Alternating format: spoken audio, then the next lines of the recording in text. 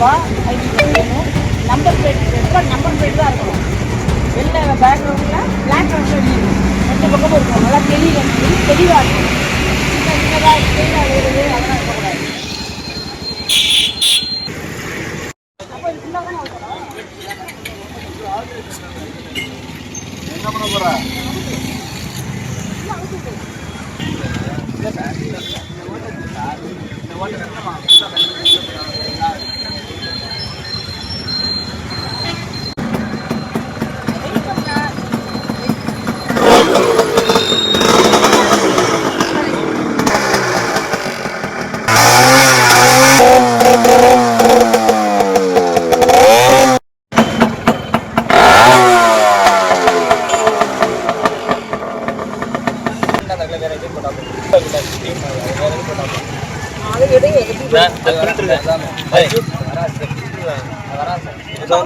Checkup பண்ணு.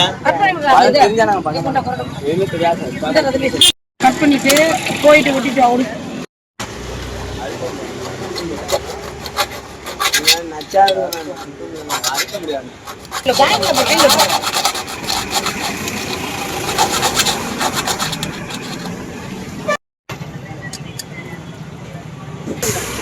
ஒரு வண்டி வாங்கணும். பழைய விலையில வாங்கிருக்கீங்கன்னா அது ஒர்த்தபிளா, அதில் என்னென்ன இருக்குது, சைட் மிரர் வேணும். கண்டிப்பாக சைட் மிரர் வேணும். நம்பர் பிளேட் நம்பர் பிளேட் தான் இருக்கணும். வெளில பேக்ரவுண்டில் பிளாக் கலரில் எழுதிடும். ரெண்டு பக்கமும் இருக்கும். நல்லா தெளிவாக இருக்கும். சின்னதாக ஸ்டெயிலாக எழுதுறது அதெல்லாம் இருக்கக்கூடாது. ரெண்டாவது ஹெல்மெட் போட்டுக்கணும். இந்தமாரி சவுண்டு அதிகமான சவுண்டு அதிகமாக 4-5 வண்டி ஓடுது. ஒரு வண்டி பிடிச்சா இருக்குது, இன்னும் 3 வண்டி பிரியுது. அதே விரைவில் பிடிச்சிங்க. இல்லைங்களா? கேட்டுக்குங்க. இதெல்லாம் நீங்கள் சொன்னீங்கன்னா போய் இதுமாரி என்னை பிடிச்சிட்டாங்க, நீங்கள் போய் சொல்லுவீங்க 2 பேர்ட்டையும் போகாதீங்க, அங்கே இதுமாரி யூஸ் பண்ணாதீங்க, ஃபைன் அதிகமாகும். இதனால என்ன ஆகுது? இந்த சவுண்டுனால என்ன ஆகுது?